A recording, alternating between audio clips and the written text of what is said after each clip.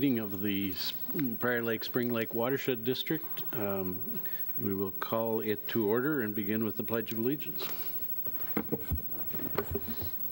I pledge allegiance to the flag of the United States of America and to the republic for which it stands, one nation, under God, indivisible, with liberty and justice for all.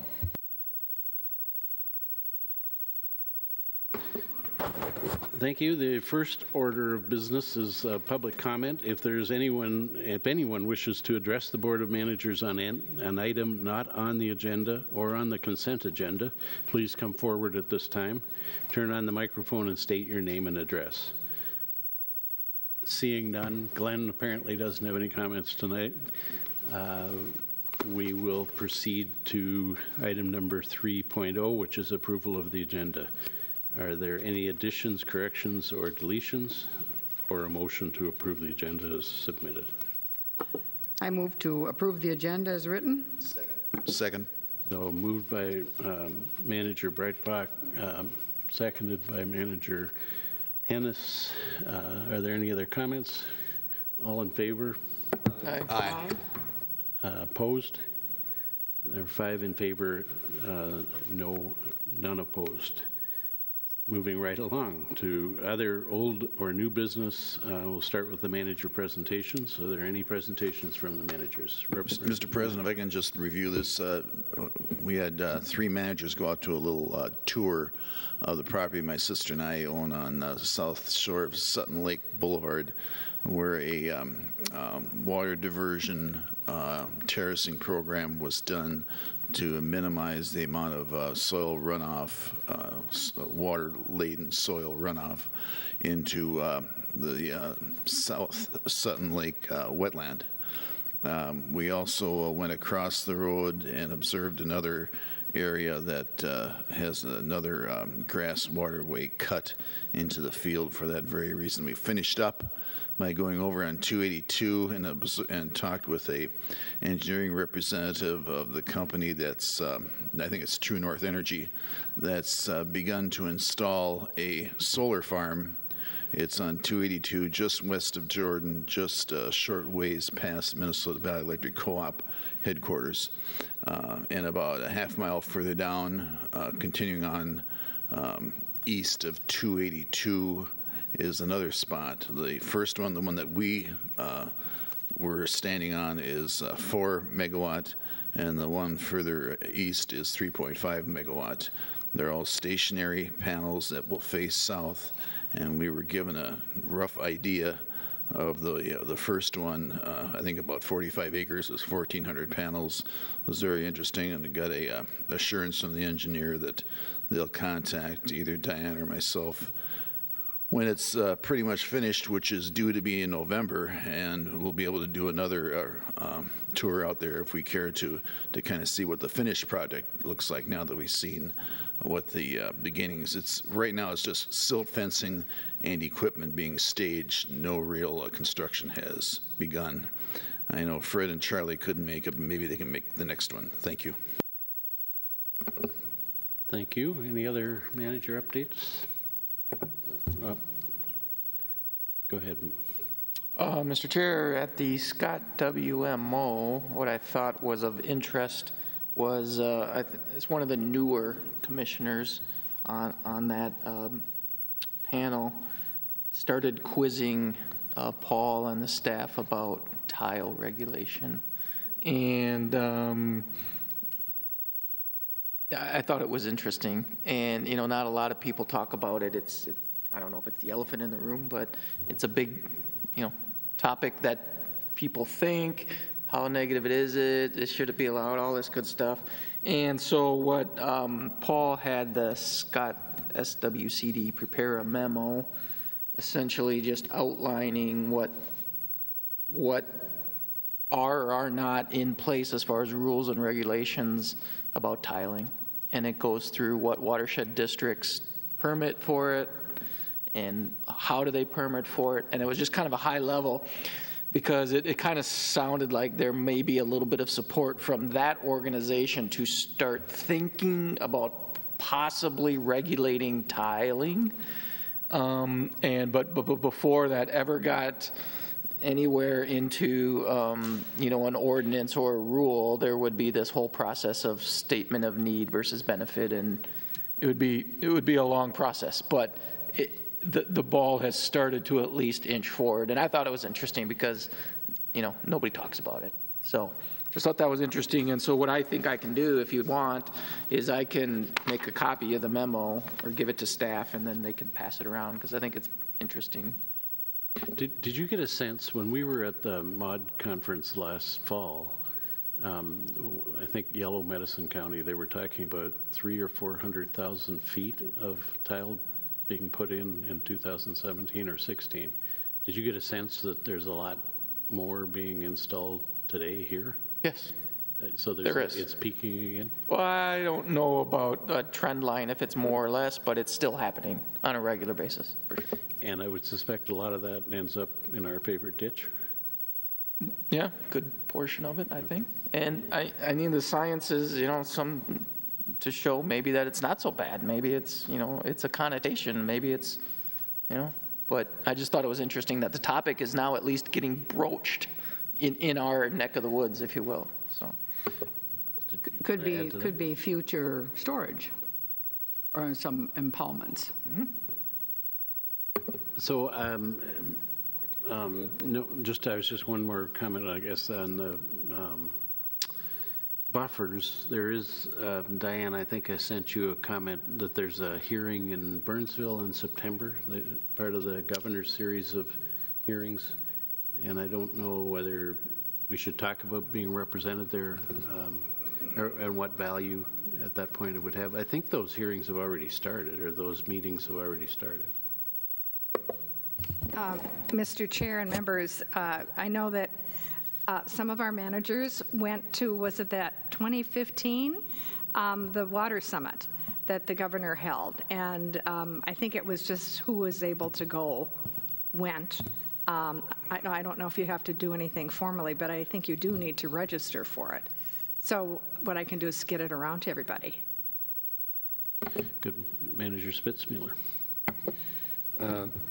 Mr. Chair, managers, just a quickie following up on Charlie's comment on tiling. I said it on a council meeting a couple weeks ago, and council, I was pleased to see has taken a kind of a hard line on variances for impervious surface.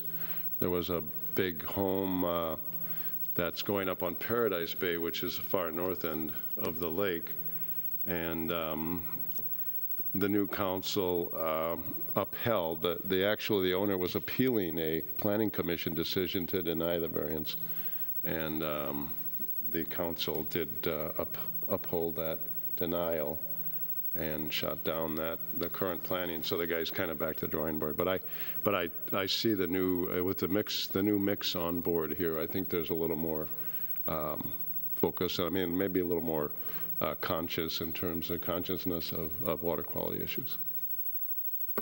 Good to hear. Any other comments from the managers? Fred, I think what you were talking about is the governor's going around the state for these conferences, and he had one in Rochester, I think, maybe yesterday, the day before, and he's having another one in Mankato coming up either this weekend or next week. And like Fred said, there's a bunch of them, and one of them is in Burnsville, which is by far the closest for us. So it'd probably be a good idea if we could send someone.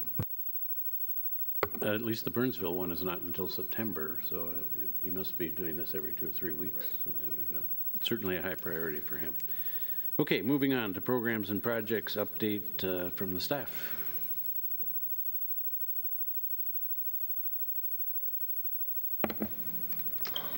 Okay, we have a pretty short update. We've had a lot of vacations lately, so not a lot going on. But the Prior Lake level is at 902.52 today, actually, and we did close the low flow gate a couple weeks ago on June 27th. The flow is pretty low going out of the outlet right now. And we are doing a little bit of maintenance out at the structure. The sand underneath that, the pine trees there was delivered and cleaned up a little bit, and we'll be repairing that boat launch area on the left side of the screen here pretty soon. And then I just included Pike Lake's level on here because to me it's pretty obvious when we actually closed the low flow gate. It's interesting how the lake responded to that, if you can see right there. Yeah, Jamie and I have been watching that because the left meter was totally underwater. I think both of them were underwater at one point. Yeah, and it's the first time this year since we've been monitoring it in April that it's actually come down to the ordinary high water level. So that was kind of interesting. I would maybe argue that it's not set at the right level, though, also. It seems to be a little bit low. Jamie, just a question maybe for Carl. So in the modeling, when I make the statement that the watershed district appeared to be full this spring, would that be high water level? Is that one indication of when there's a lot of water in the watershed, or is it, and it appears that it was not just full, it was more than full. Well, I think Pike Lake is kind of an odd duck in the sense it's just, it's going to look full most of the times whenever there's any outlet channel flow. But I guess as a general indication of other lakes, and if you were to compare that and look at, say, Fish or Sutton or others that have ordinary highs and see where they are comparative, yeah, that would be a good indication. Jamie, if I may, on that chart, is the column, the left-hand column's truncated a little bit. Is that 820? Is that 820 feet? Is that what we're looking at there? Yeah, That's it is. That's a significant drop. Okay, so Pike Lake's significantly lower than prior. Huh?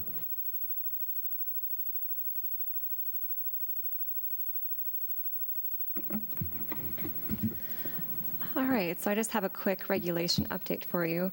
Normally I have a lot more exciting things to talk about, new projects, project updates, but right now we're dead in the middle of regulation season, which means a lot of permit inspections and a lot of easement inspections, and that's what myself, Catherine Keller-Miller, and our 2 interns, John and Sue, have been spending the majority of our time on. So I thought I would just do a quick update on those. We have 2 active construction permits right now. One is that Zinneron Avenue project that you guys passed, and we've been keeping a close eye on that. It's right next to our easement, which is also next to this wetland. They've had a few problems with their silt fence and BMPs against that wetland, but they've been really quick to fix things when they go wrong, and so we've just been keeping a close eye on that. And then permit number 1703, that's just that Prior Lake construction project that you guys passed at a couple board meetings ago. And that's also been going well. They just kind of started moving dirt over there. And then the permit that you approved first this year, that Living Hope Church permit, we're still waiting on actually issuing them the permit. So they're still tying up a lot of loose ends and working with like the county and the city. They still have a couple items they have to work with us on. One is that that NERP pond, they have to give us proof that the county is letting them fill that in, and then they have that old drainage easement that they have to abandon, and they got to provide us proof of that, and then we'll finally issue that permit. So we're still waiting on a couple of those, but they have yet to start construction, but once they do, we'll add that to our list. And then we've also been closing out some of the old permits still. So we're working on this one from 2005 where we just used some of that permit security that we have left over to help them install that rain garden that they were supposed to do in order for us to close that out. So now that's installed, and we're just waiting on a few more punch list items before we can close that one out, which will be great. That and a few other ones we're working on. But we're getting there. I promise we'll get there. And then with the easements, we've already inspected over 50 properties. 3 easement amendments are in process, and we just completed 1 buffer cost share with the Mackin property. So we've been keeping really busy this summer. A couple things that aren't on the slide that are worth noting is that we just had that neighborhood park party over at Fish Point Park where the city was there and a couple managers. And it was a great opportunity to talk to people about what we've done out there with our water quality improvements project. And then another thing to note is that the Fair Lawn Shores project, where we're going to be installing that infiltration basin. That's going to be happening pretty soon. We have our pre-construction meeting on Thursday, so it might happen as soon as next week where they start construction over there.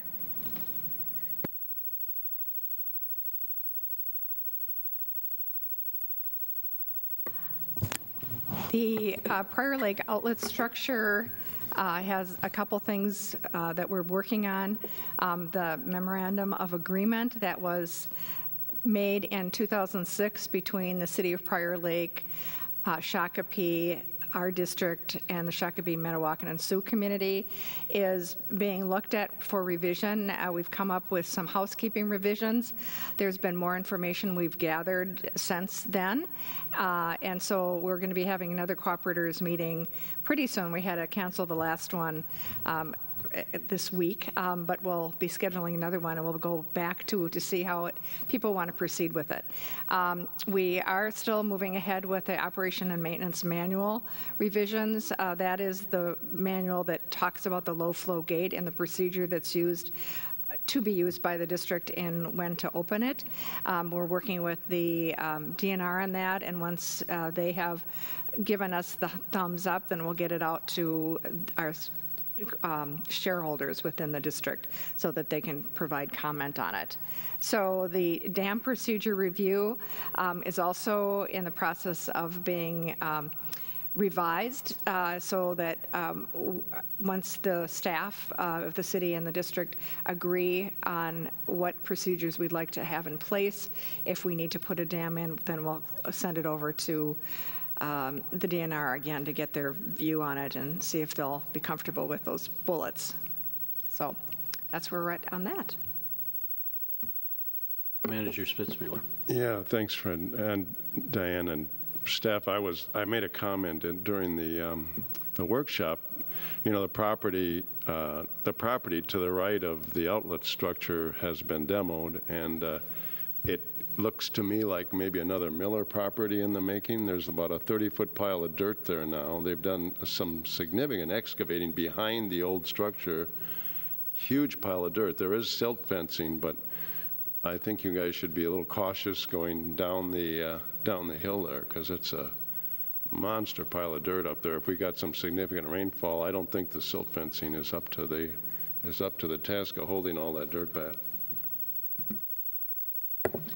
Manager Howley. Thank you, Mr. Chair. So in your little spreadsheet here, I'm interested to hear about this Trivia Tuesday. It seems like it's working, like it's the top social media buzz we're getting. So can you explain to us what Trivia Tuesday is?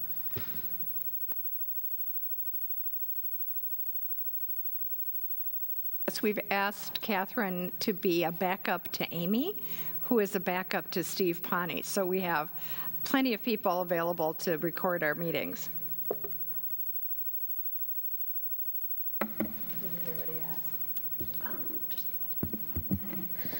Hello. So we kind of started Trivia Tuesday a couple weeks ago. I just thought it might be kind of something fun to engage some of our social media following and teach them something at the same time. So it's still kind of an evolving work in progress, but it's kind of so far been a collection of questions about kind of water resources in general and water quality, but also stuff about the district. Our question today was something along the lines of, you know, Prior Lake and Spring Lake are our two biggest lakes in the district, but we have like 13 lakes. Can you name 3 other ones, kind of thing? So we post the question sometime on Tuesday on Facebook and Twitter, and then on Wednesday we'll post the answer. But yeah, we'll see. I haven't gotten a whole lot of responses where people comment on the post with answers, but as you've seen, it's got a higher than typical like viewership, I guess, on the post. So people are seeing them, and we'll see if that continues. So I think it'll be an evolving work in process. So It's a great idea. Good job. thanks. So I wonder if we can leverage that with Lakefront Days somehow. That's a good idea. We'll ponder that and see how we can work that in. Okay, thank you. Any other reports? Hearing none, moving right along, we're at the alum treatment checklist, and this is a voting matter. Is it Diane? Or, nope, Jamie, I'm sorry. It's Jamie that's going to do that one. Okay, so this is, considerations for treating a lake with alum, a memo that I put together last month, and you had some time to review it, but I'll just do a brief overview. So the watershed has 4 lakes that are currently listed as impaired for excess nutrients, and we have treated Spring Lake with an alum treatment, which with an initial dose of alum, which reduces nutrients, and the results have been very positive and has led to citizen inquiry as to why an alum treatment isn't done on other lakes or isn't planned to be done right away, especially Upper Prior Lake. So this memo is a guideline, just things to consider for whether we should do another alum treatment on a different lake, and if so, kind of when, and what are the things that you should consider before actually just going ahead with an alum treatment. So I have a few different main topics in there, which are internal phosphorus loading, external phosphorus loading, rough fish, aquatic vegetation, the cost, and the current water quality. So I have kind of questions that go along with each one of those topics to get you thinking about what is the actual current condition of the lake, and are we actually ready to go through with another alum treatment, or are there other things that we should consider first? So I won't go through all the questions, but I know you've had time to review it. If you do have any further questions, I'd be happy to hear them. And then otherwise, if we just, what we're looking for is just approval with the things that we've put together here to see if this is what the board is kind of looking for and help with deciding whether to do another alum treatment. Mr. President, I have a question. Manager Hennis. Where are we at getting the initial test results from Three Rivers? For this year? Yeah. So the test results don't automatically come in unless we ask for them. I did ask him, Three Rivers, in June for the results, but they haven't gotten back to me. They're just extremely busy out on the lake. But I can definitely, I will contact them again and remind them and get the results for the lakes for the next board meeting, just so we have kind of an idea of what's going on so far and how it compared to last year at this time. But the results are kind of inconclusive until the end of September, because that's how the MPCA analyzes the results. So it can maybe kind of give us an idea if it's higher or lower than last year, but we won't be able to know if the lakes are considered impaired until after September. I have a follow-up question. Manager Hennis. What, last year, is that what happened? You got lower results in the spring and early summer, and then it spiked up at the last tests? Is that what happened last year? Does that sound right? I'm sorry, for lower prior? No, for spring. Oh. Well, that's typically the way that it goes, is that the phosphorus is lower in the spring and summer and then gets higher later in the summer. So I don't know if I know exactly what you're referring to. My other question that ties into that is, what's the timeline? Do they do tests do they do samples every month, every 2 weeks? When do they start, and how long do they keep doing them until the end? What's the end of them for a season? So they start as soon as they can, which means, it's different every year with ice out, and they try to get the turnovers. So they try to get their first sample before the lake turns over in the spring, and then the last one after it turns over in the fall, and then they sample every 2 weeks throughout the season. Yep. Other Mr. questions? Chair, Manager Hennis, Diane? what I could do is respond to your question about the timing. So what happened last year is that we asked Bar Engineering to do a sediment core sample for us in August. So the results there at that time showed that it looked like the alum was working pretty well and that water quality was pretty good. But what happened is, again, at the end of the season, it went up and that skewed the results. So it was much higher than we thought it was based on the timing. Thank you. Other questions or comments about the document before us? Manager Spitzman. Thank you, Fred.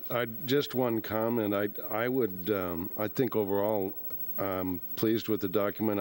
I'm wondering if maybe under rough fish, the assessment and control of the rough fish, maybe that ought to, I would think that might be two separate questions. Might be more instructive if you break that into two separate questions instead of combining them. Yeah, that would make sense.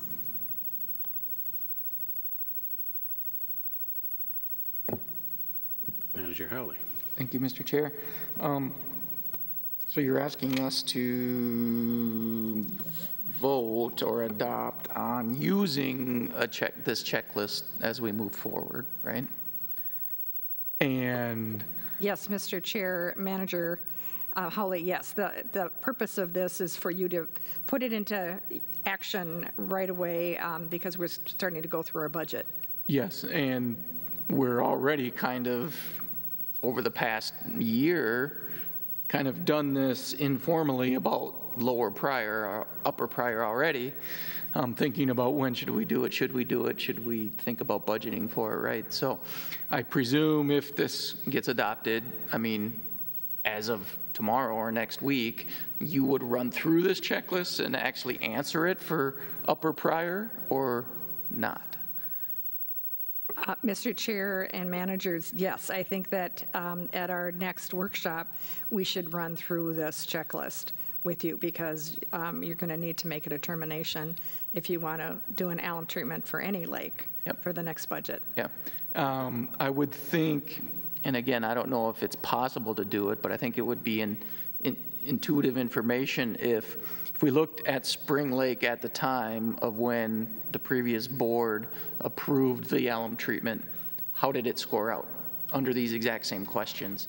So let's say there's 8 questions and it's got 6 yeses and 2 nos, and the board at that time said, we're doing the alum, we're spending the money. And just so we have some sort of background about where it was in the spreadsheet, which pulled the trigger at that point. I know it won't be entirely accurate, and you might not have all the same data, but might be a little helpful. But I think the biggest comment I would want to make is, regardless of what the answers are, it doesn't force us in any way, shape, or form to make a decision. It's always going to be just, we have to review all the data, and if the timing is right and if the budget is right, we make a decision to pull the trigger. We don't rely solely on the results of these questions, and then we're forced to do it, right? That's the intent. This is a tool to help us make the decision. I think that needs to be clear because somebody who really wants an alum treatment could look and say, well, it got 9 yeses and 1 no. Do it, right? Yeah, thank you. That's exactly how I view this document. It's not going to be a yes or a no. It's just things that the board seriously needs to consider and talk about if, we are going to do an alum treatment. Just these are the things that we know about that can affect an alum treatment. Do we feel like we've done all that we can at this point? And there might be some things that, no, we haven't done, but we still want to do an alum treatment anyways, or, it's just things that we know about that could affect an alum treatment, and so we're kind of covering all the bases. I wonder if there's some need for timing. In other words, you could take your comments just now of being that if we fill this in tomorrow or the staff goes through this tomorrow, that there could be an alum treatment this year, and I don't believe that's the will of the board. So I wonder whether it's worth adding something somewhere in here that says for the following fiscal year, or some expectation about how quickly an alum treatment could be put in place after a decision was made to go ahead with it. And I think the thing that, and Manager Hennis brought this up earlier, that the thing that makes this a little difficult is the results of the tests. And they're not coming in until late in the year, and they may be unique. And I don't think we talk about in this document either whether we're looking for more than 1 year's results, in other words. Are we? Not that I've seen, not that I saw anyway.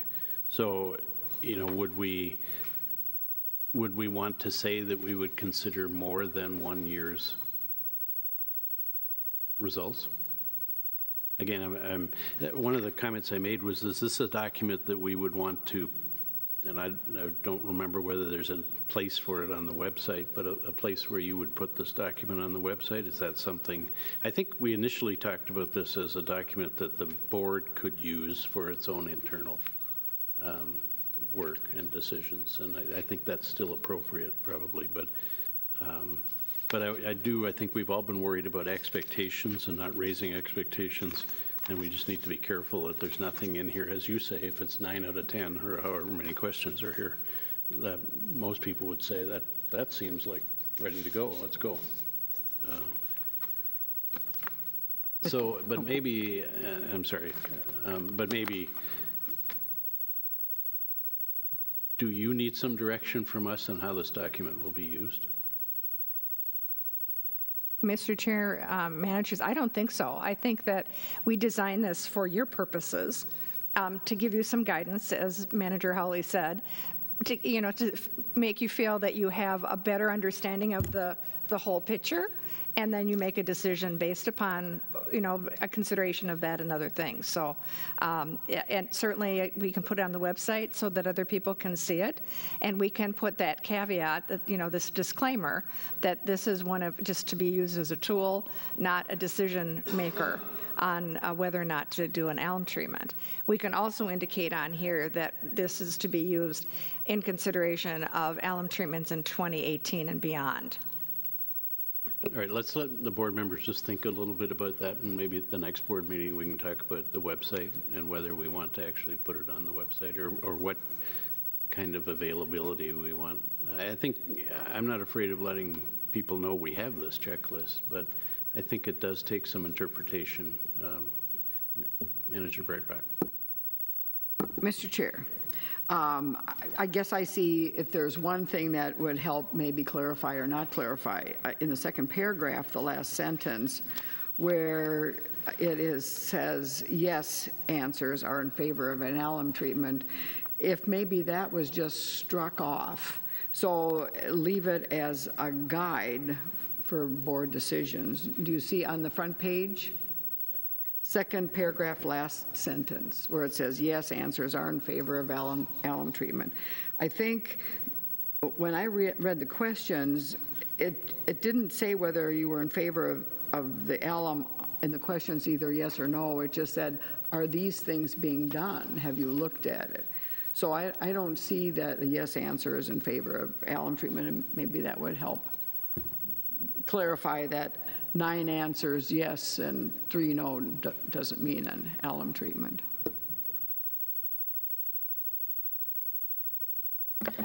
Yeah, I agree that maybe is kind of a strong statement, saying, kind of leads us to believe that if we say yes, we're going to do an alum treatment. Yeah, that was kind of meant like, so if it is a yes, that is more of an indication of you would do one rather than not. That's just how I tried to set this up so it could help with the guidance. So yeah, I can definitely scratch that and maybe reword it, or just totally remove it. Yeah, I guess that would be up to you, but maybe just scratching it. Yeah. Okay, any other comments? So I believe I'm looking for a motion to adopt this guide. What will we call it? Okay. Adopt the guidelines for treating a lake with alum as presented. Mr. President, Mr. Hennis. now, so we'd have to strike that one sentence that Marianne made issue with, and also Woody's turning the rough fish into two questions, which I assume is have rough fish been assessed? One question. The second one, have rough fish been controlled? Is that right, Woody? Okay. Okay, so Manager Hennis, is that a motion with those two amendments? Yes, it is. Moved by Manager Hennis. Do we have a second? I'll second that. Seconded by Manager Breitbach. Any other comments or questions? Hearing none, all in favor? Aye. Aye. All opposed? Any opposed? Passes on a 5-0 vote in favor. Thank you. Okay, moving along to the consent agenda. The consent agenda is considered as one item of business that consists of routine administrative items or items not requiring discussion. Items can be removed from the consent agenda at the request of the board member, staff member, or a member of the audience. Please state which item or items you wish to remove for separate discussion. So let's first consider no, we're approving. I'm looking for a motion to approve the consent agenda as presented. So moved. So moved by Manager Howley. And second? Seconded by Manager Spitzmuller. Any further discussion? Hearing none, all in favor? Aye. Aye. Any opposed? Hearing none, motion passes 5-0. Moving on to a public hearing on Stormwater Pollution Prevention Program, fondly called the SWIP. And this is an annual public hearing that we are required of, and Administrator Lynch will give us a summary of the annual report. Yes, Mr. Chair and managers, the SWIP is located at the back table. And what that is a report that's in compliance with the Federal Clean Water Act. And it establishes stormwater and other specific related discharges to water of the state. It's quite a thick document. It's about 38 pages, real specific. This is something that is available on our website as well. This is something that our permit was effective on August 1st, 2013. It expires next year on July 31st, 2018. So we're going to be needing to do another one of these, which reminds me I need to put that in the budget. But what we have done recently, and as is required by the Pollution Control Agency, is we put an annual report together. And that's what you have in your packet, and I thought I would just go through that very briefly. It's the same annual report that you've seen in the past. What they're trying to do is to see to what extent their MS4s, which are entities that have permits for stormwater management, if they are meeting their citizen outreach and education requirements. And as you can see, we've done a lot. And we have reports to you every month on our programs and project update that tells you what articles we've written and have been printed, all the information about the website, social media, et cetera. And we capture that on an annual basis in this report. We talk about specifically some of the details, and we were, one of the positive things of our MS4 audit last year was we got clarification on what we needed to say yes and no to on this report, and so we followed the guidelines from last year on it. We don't have any storm sewers ourselves, so to speak, but we have a map that shows the 12 of pipes that are 12 inches or greater in diameter and have located on a map, et cetera, for them, and so they have all that information.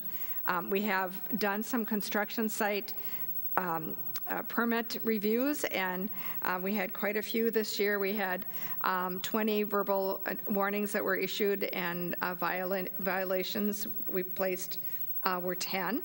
And so we've, as Maggie said earlier, we've got a lot of things that we've done on permitting so far this year, and we did as well last year. So we inspect sites weekly.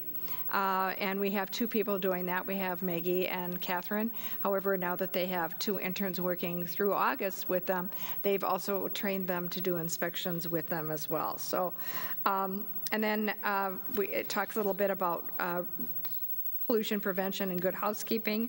We do have illicit discharge requirements now that we have to follow, and we put together a policy, which we reviewed with you last year. I think that's pretty much it.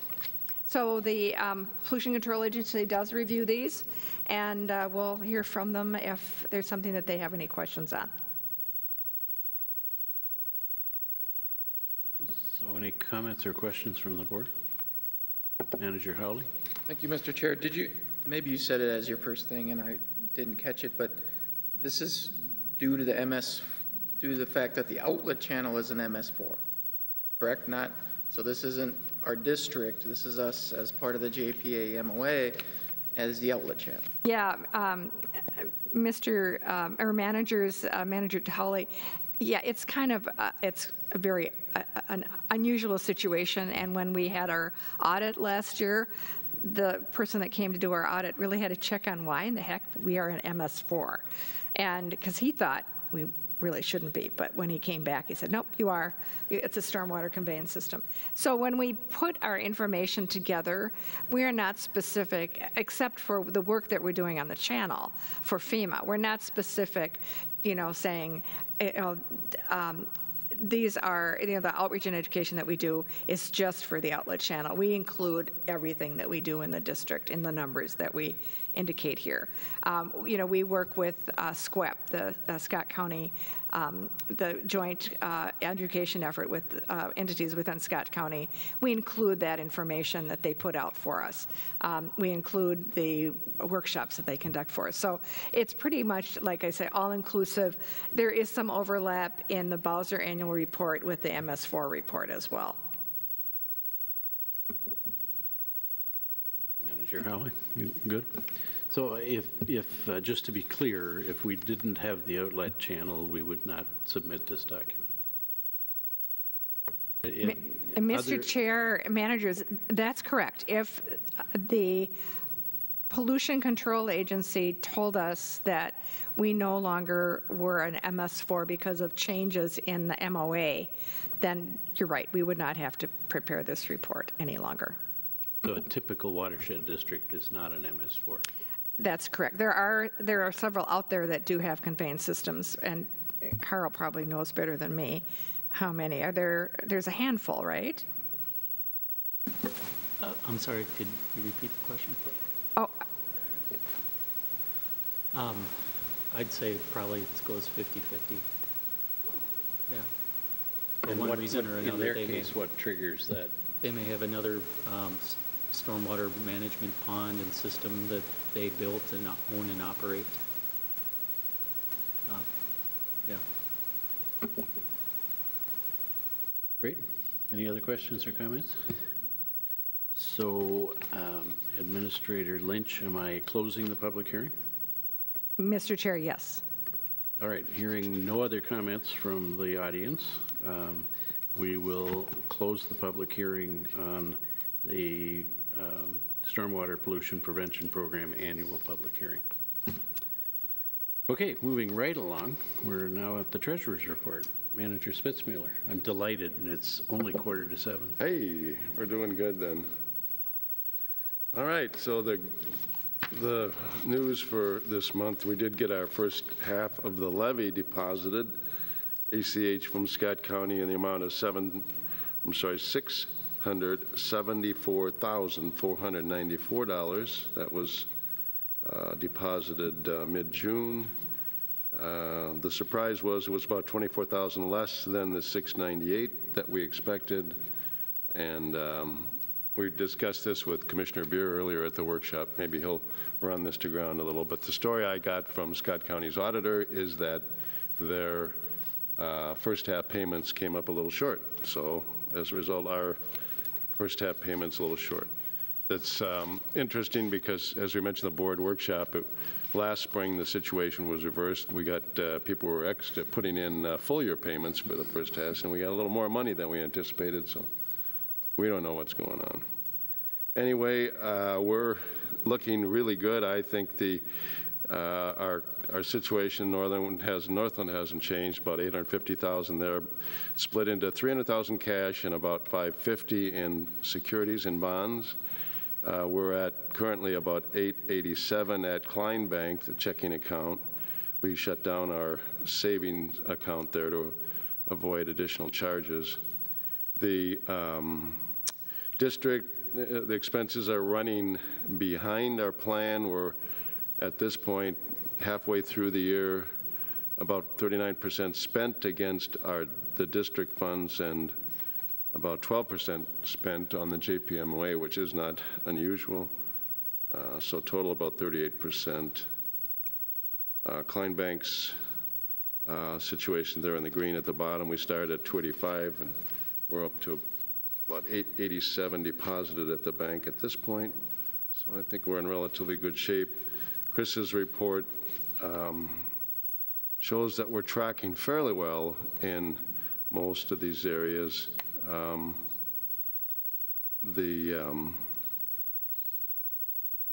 know, a lot of variability there,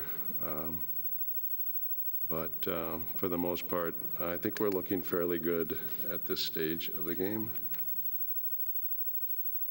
Any questions? I guess I'd be willing to try to deal with questions. I did mention at the workshop that we had a little wrinkle with Klein Bank. I think it's been satisfactorily resolved. The situation was we couldn't get our e-statements, and for Chris, I don't know, has anybody, do you know, Diane, has Amy attempted to pull up an e-statement from the bank? Remember last month or 2 months ago, we said we were going to dump the paper because there was one or the other at Klein. Yeah, Mr. Chair, and actually, they would charge us for our own statement. And so, no, I haven't checked with Amy to see if she's tried to access it yet. All right, well, I did upgrade to Microsoft 10 on my laptop and found that the browser that 10 forces or encourages it to use is something called Microsoft Edge. And there's no way, with using that browser, that statement just goes into Never Never Land. So you got to switch back to Internet Explorer to successfully access our e-statement from the bank. But they had all hands on board. They mustered yesterday morning. I had a couple IT people, and when I was in there on Friday kind of complaining about the situation, we had a vice president get involved. So I think Klein Bank stepped up to fix the problem. Woody, I've got a couple questions. Manager Hennis. What usually with large accounts, they don't charge for paper statements. It's only the smaller ones where they'll charge and insist it be email instead, right? Or is that wrong? Well, we could get one paper free. I mean, we could have gotten one, but then you don't have access electronically. And it seemed to make more sense because Chris Shadow needs a report, Amy needs a report. I like to get a report to put my report together. That we needed multiple individuals needed copies of that e-statement. So. And my other question was, how much charges were we paying on the savings account? You remember offhand? Just out of curiosity. If you don't, just out of curiosity. I don't remember, but it didn't seem to make a lot of sense. I mean, it was like, I don't remember, it was in the range of $50 a month for something like that. I mean, it was kind of high for. And that was since Klein took over from Prior Lake State Bank, or is it always? No, that was something. Is that right? Yep. Oh, that's interesting. Thank you. Okay, hearing no other questions, I need a motion to approve the claims list. Mr. Chair, I did have one question on the claims list, sorry. On the claims list? Yes. Manager Howley. Maggie, you mentioned it in your update about permit 05, 12-year-old permit, right? So we had a security that we had kept from the original permit, and then we're paying Wetland Habitat $7,300. How much was the security that we had from the original permit?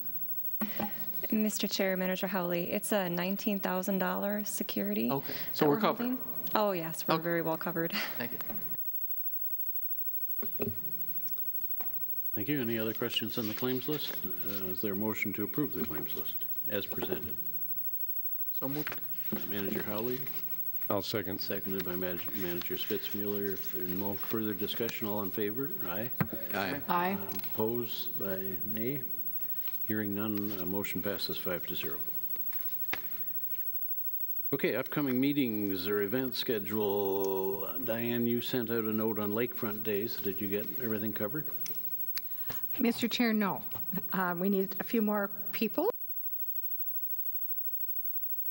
Thank you. I thought it was loud enough anyways. So what I'll do is I'll send it out again and show you where the slots are that I need some help. But for those of you that stepped forward so far, I really appreciate it. And we'll think about having that game at Lakefront Days. That would be great.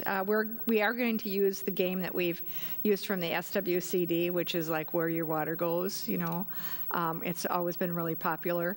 We are also getting some new trinkets to give away, and that's because we ran out of what we had before in stock. We'll always have candy, which is always great.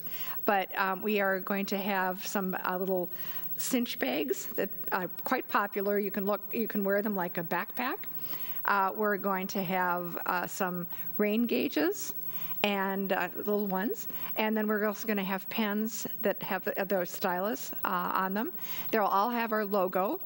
And we're getting these through Ray Joe Hakem, who always does a great job with us. So we'll have those for Lakefront Days, as well as other public events that we do, so people can take them. We have found that the reason why we wanted the cinch stacks is that we always have such wonderful literature for people to pick up, and nobody picks it up because they don't have anywhere to put it. So we're going to give them someplace to put it on their back. So. President Corrigan, this leads into my question. Manager Hess. I brought up to various people, I think I brought up to Diane too, is what we need, having worked the booth last year, I think I saw the problem was the officials allowed an entrance into the Midway, which is one of the popular areas, before they'd get to our string of booths. And I feel strongly, Mr. President, we lost a lot of walk-up traffic because of that. So I've inquired of several people if they can talk to, I don't know if it's Sandy Fleck or Frank Boyles, to It would be Sandy because it's a chamber event. to make the traffic go down to the far end before they go in, which would mandate that they walk past us. So hopefully we'll get some action on that. Thank you.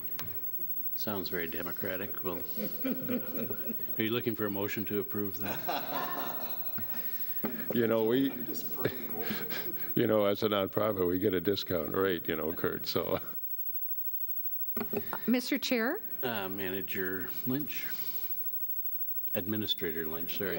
Thank you. I didn't mean to demote you. I'm not even going to respond to that. That's dangerous. Okay, so, and I heard Amy laughing in the back. So, there's a couple things. The PLOC Cooperators meeting has been canceled because we had a quorum issue, so we will reschedule that. But there is a farmer-led council meeting coming up on July 17th at Spring Lake Town Hall at noon, and so we're encouraging agricultural community to come and join us at that. Thank you. And then I believe there were some, or there will be some presentations made as a result of the CAC meeting, the last CAC meeting that you mentioned. Yes, you were going to Mr. invite a couple of people Chair, to our yes, next Mr. meeting. Chair and members, we had a lot of ideas at our last CAC meeting. And one of them was to invite representatives of Prior Lake Association and Spring Lake Association to address the district board. And the purpose is to get the word out to other people about these great organizations. And both of them, I understand, only have about a third of the membership they could have to do the work that they're doing. So we'd like to help get that information out. So I haven't extended the invitations yet, but I will be doing that. And then next month, we will have a presentation on permitting by our very own Maggie Karshnia, who has very much been involved in doing that lately, and she's got some revelations that she's going to express, and she's also offered to possibly do a training session at MAUD on this very subject. So we'll hear more about that next month. So that session would be at the November meeting? When would the MAUD session be? Oh, that's correct. Okay, Yes. Thank you.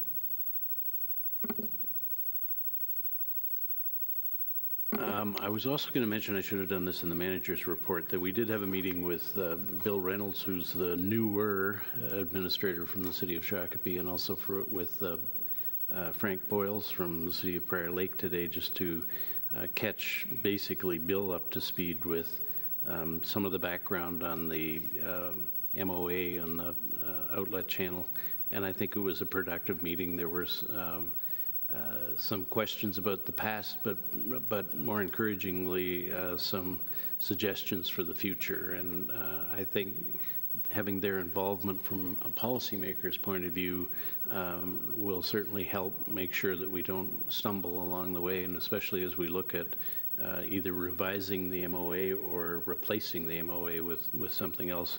There certainly are some issues that a couple of the collaborators have brought up that do need to be talked out, at least, and probably would require at least changes to the MOA. I thought it was interesting, Administrator Lynch, you made a comment that the JPA term doesn't really apply anymore. Is that new information? And can you explain why for the rest of the board? Mr. Chair and members, actually, there hasn't been a JPA for what, Carl? How many years? Okay, so it's just that's old language. When the SMSC was involved and they didn't have the authorities they now have, it had to be a joint powers agreement / MOA, but now they have the authority that they didn't have before, so it's actually a memorandum of agreement. But we're also used to saying JPA MOA, that it's hard to get that out of our mouths. So we're working on it, but it is an MOA. And so when did it change? The MOA was last redrafted or amended? 2006. 2006. But at that point, it was a JPA MOA, so I'm not sure what the timing was about with the SMSC. But that didn't require, apparently, rewriting the MOA whenever they Oh, that's correct. no longer needed the JPA. Correct, yes. Okay. Great. Lots of history. All right, if there's no more business before us, a motion to Motion to adjourn. Manager Hennis, Second? Manager Breakbach. All in favor? Aye. Aye. Opposed? 5-0. Thank you.